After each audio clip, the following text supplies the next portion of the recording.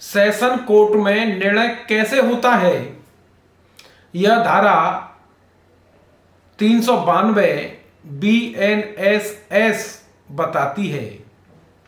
कोई session court जो मुकदमे की सुनवाई करता है, मुकदमे की सुनवाई करने के बाद खुले न्यायालय में उस न्यायालय का पीठासीन अधिकारी यानी जज विचारण, परीक्षा, सुनवाई यानी ट्रायल खत्म होने के बाद उसके तुरंत बाद अपना निर्णय सुनाएगा। उस निर्णय को सुनाने में सीआरपीसी के अंतर्गत पूर्व में कोई समय सीमा नहीं थी, किसी भी समय सुनाएगा ऐसा लिखा था, लेकिन भारतीय नागरिक सुरक्षा संहिता यानी BNSS 23 नए अधिनियम के अंतर्गत समय सीमा 45 दिन की अवधि निर्धारित कर दी गई है कि कोई भी सेशन जज सुविधानुसार 45 दिन के भीतर पक्षकार एवं उसके अधिवक्ताओं को सूचना देने के बाद, सूचना अधिवक्ता और पक्षकार को होगी कि किस दिन निर्णय सुनाया जा रहा है, ऐसी तिथि निर्णय के लिए नियत करेगा। चूंकि 45 दिन की अवधि इसलिए रखी गई है कि लंबे समय तक कई बार व्यवहारिक रूप से देखा गया था, अदालतों के पीठासीन अधिकारी यानी जज इंतजार करते रहते थे, तारीख के बाद तारीख, निर्णय की तारीख फलानी डेट, और उसके बाद पता हुआ निर्णय की तारीख फलानी डेट, लंबा समय निकल जाता था। उसके पीछे कई कारण होते थे। उन कारणों को मैं सोशल मीडिया के माध्यम से आपके सामने रख नहीं सकता हूं। अलग अलग ब्रेन है, अलग अलग परिस्थितियां थी, उन परिस्थितियों के हिसाब से कारण होती थी, और यहां तक कि 6 महीने भी निर्णय में निकल जाते थे और उसके कारण मुकदमा लंबा होता था। अब नई संहिता के अंतर्गत ये अवधि 45 दिन निर्धारित कर दी गई है। प्रत्येक पेज पर खुले न्यायालय में पीठासीन अधिकारी हस्ताक्षर करेगा और तारीख डालेगा। यह निर्णय के संबंध में ये जो महत्वपूर्ण तथ्य हैं वो मैं आपके सामने रख रहा हूं। अभियुक्त या उसके एडवोकेट को समझी जानी वाली भाषा में, इंग्लिश की भाषा है, लेकिन ना तो पक्षकार समझता है न वकील समझता है। दोनों ही स्थितियों में उर्दू हो सकती है या कोई केरल की, कन्नड़, तमिल, कोई भी भाषा हो सकती है। यानी जो व्यवस्था 392 के अंतर्गत दी गई है, हो सकता है हिंदी भाषी क्षेत्र का कोई व्यक्ति दक्षिण में पहुंच जाए और निर्णय होना हो। जो तेलुगु भाषा है, गुजराती भाषा है, उस भाषा में निर्णय कोई दिया गया है, लेकिन ना वकील समझ सकता है हिंदी भाषी और ना उसका पक्षकार हिंदी भाषी समझ सकता है। तो यह व्यवस्था है अधिवक्ता और वकील को समझने वाली भाषा में निर्णय की प्रति परिशीलन के लिए यानी देखने के लिए तुरंत उपलब्ध कराई जाएगी। ऐसा निर्णय जो सेशन कोर्ट दे रहा है, वो निर्णय 7 दिन के भीतर अपलोड, वेबसाइट पर अपलोड कराया जाएगा। कई बार अपलोड नहीं होता है, वो व्यवहारिक दिक्कतें हैं, लेकिन ऐसा निर्णय 7 दिन के भीतर अपलोड कराए जिससे पारदर्शिता रहे। निर्णय तो हो गया है लेकिन रखा हुआ है। बहुत होशियार लोग होते हैं, निर्णय कर देते हैं, रखते हैं, परिस्थितियां अलग अलग। खैर, अपलोड हो जाएगा तो चूंकि सारी जनता देखेगी, कोई भी व्यक्ति उस निर्णय की कॉपी ले सकता है, देख सकता है।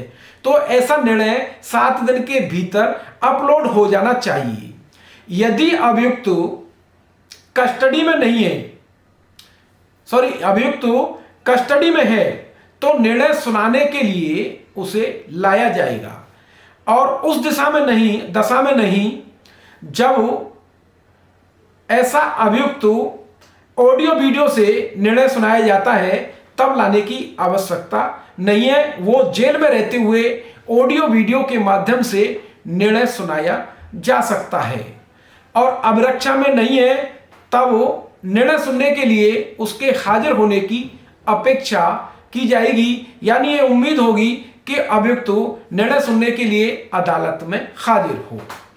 किंतु उस दशा में नहीं, सारी दशाओं में हाजिर न हो। कई बार ऐसा है कि जब निर्णय सुनाने के लिए अगर शुरुआत में अभियुक्त की हाजिरी माफ कर दी गई है, परिस्थिति ऐसी होती है कि उपस्थित नहीं हो सकता है, हाजिरी माफ कर दी गई है, तब हाजिरी माफ होने पर या दंडादेश केवल जुर्माने या एक्विटल का है, उस दिशा में नहीं। लेकिन कभी कभी यह तर्क दिया जाता है कि आखिर कैसे पता चल सकता है कि दोष मुक्त होगा या दोष सिद्ध होगा।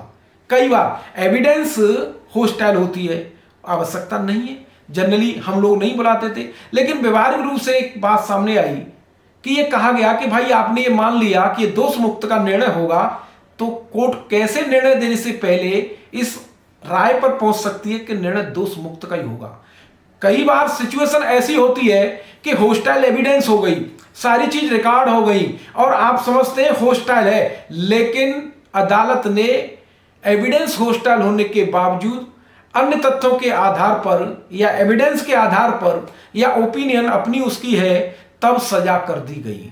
तो कहने का मेरा आशय यह है कि कोई भी सिचुएशन हो, निर्णय होने के समय पर अभियुक्त उपस्थित होना चाहिए, ऐसी स्थिति है, लेकिन अपवाद स्वरूप उन्होंने जुर्माना या दोष मुक्त की स्थिति में छोड़ दिया जाए। अब स्थिति एक और आती है कि अभियुक्त एक या कई अभियुक्त हैं। ऐसी स्थिति में निर्णय सुनाए जाने के समय कोई अभियुक्त बहुत सारे अभियुक्तों में से कुछ अभियुक्त रह गए हैं, तब निर्णय केवल इसलिए नहीं कि सारे अभियुक्त उपस्थित नहीं हैं, इसलिए निर्णय को टाला नहीं जाएगा, निर्णय को सुनाया जाएगा और उनकी अनुपस्थित अभियुक्तों की अनुपस्थिति में निर्णय सुनाया जा सकता है। लेकिन निर्णय सुनाते समय अनुपस्थित लोगों के संबंध में वारंट कोर्ट कर सकती है उनकी गिरफ्तारी के संबंध में। कोई भी निर्णय अमान्य इसलिए नहीं होगा कि अगर कोई व्यक्ति प्रश्न उठाता है, भाई मामा जी के साथ भाग गई है, मैं अभी बताऊंगा आपको, कोई ये प्रश्न उठाता है कि तारीख सूचित नहीं थी, स्थान पर पक्षकार अनुपस्थित थे, तब ऐसे कारणों के कारण ऐसा निर्णय अमान्य नहीं समझा जाएगा। अब निर्णय में के कंटेंट्स और निर्णय की भाषा।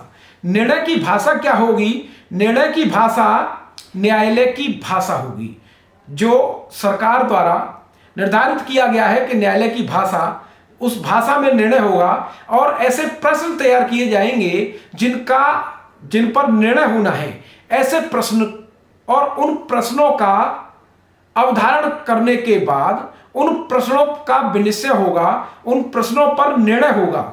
लेकिन ऐसे प्रश्नों के निर्णय करने के लिए कोई न कोई कारण होगा। वो प्रश्नों के उत्तर, निर्णय के उत्तर, उनके सपोर्ट में कोई रीजन होगा। रीजन के बिना निर्णय नहीं होगा, बिना कारणों की। कारण होना जरूरी है उन प्रश्नों के संबंध में। जब कोई व्यक्ति दोष सिद्ध किया जाता है, तब धारा लिखी जाएगी और दंड लिखा जाएगा। और जब कोई व्यक्ति दोष सिद्ध नहीं किया जाता है, दोष मुक्त किया जाता है, तब उस अपराध का कथन लिखा जाएगा और यह निर्णय में स्पष्ट रूप से लिखा जाएगा कि वो व्यक्ति स्वतंत्र कर दिया गया है। अलग सिचुएशन होती है आईपीसी के अंतर्गत या भारतीय न्याय संहिता के अंतर्गत ही 2 धाराओं में ट्रायल किया जा रहा है और यह संदेह है कि किस धारा के अंतर्गत अपराध हुआ है। तब 2 धाराओं में या 2 धाराओं में से एक धारा है, एक धारा के 2 भाग हैं और 2 भाग में से किसके अंतर्गत उस प्रश्न का अवधारण किसके अंतर्गत आता है, तब न्यायालय को यह स्पष्ट करना होगा। इसके अनुकल्पित अल्टरनेटिव निर्णय दिया गया है, वो किस पार्ट के अंतर्गत दिया गया है। जब कोई दोष सिद्धि की जाती है और मृत्यु, आजीवन कारावास या कई वर्ष के कारावास से दंडनीय अपराध के लिए, तब निर्णय में दंडादेश कारणों का होगा और मृत्यु की स्थिति में विशेष कारण लिखने होंगी। निर्णय के ये कंटेंट्स हैं, निर्णय में ये स्पष्ट रूप से ये बातें आएंगी। अगर ये बातें नहीं आती हैं, ये तथ्य नहीं आते हैं, तब निर्णय न्यायालय कानून के मुताबिक वो निर्णय उस स्थिति के अनुसार नहीं होगा। इस पर भी प्रश्न उठाया जा सकता है। और जब दोष सिद्धि 1 वर्ष या उससे अधिक वर्ष के कारावास से दंडनीय अपराध के लिए है, लेकिन सजा 3 माह से कम अवधि के लिए की गई है, तब ऐसे 3 माह से कम अवधि के निर्णय के संबंध में कारण लिखना होगा। उसके सिवाय, उस दशा के सिवाय जब दंडादेश टीआरसी है, टीआरसी टिल राइजिंग कोर्ट, न्यायालय के उठने तक के कारावास है, तब ऐसी दिशा में कारण नहीं लिखने होंगे या समरी ट्रायल किया गया है। जो खास बातें हम बता रहे थे परसों, एक खास बात बहुत महत्वपूर्ण है। यह बात, कोई भी निर्णय जब मृत्यु दंडादेश दिया गया है, मृत्यु के संबंध में कोई निर्णय दिया गया है, तब न्यायालय को दंडादेश देते समय दंडादेश या आदेश द्वारा यह स्पष्ट किया जाएगा कि अभियुक्त को गर्दन में फांसी लगाकर तब तक लटकाया जाए जब तक उसकी मृत्यु ना हो जाए, हैंग टिल डेथ।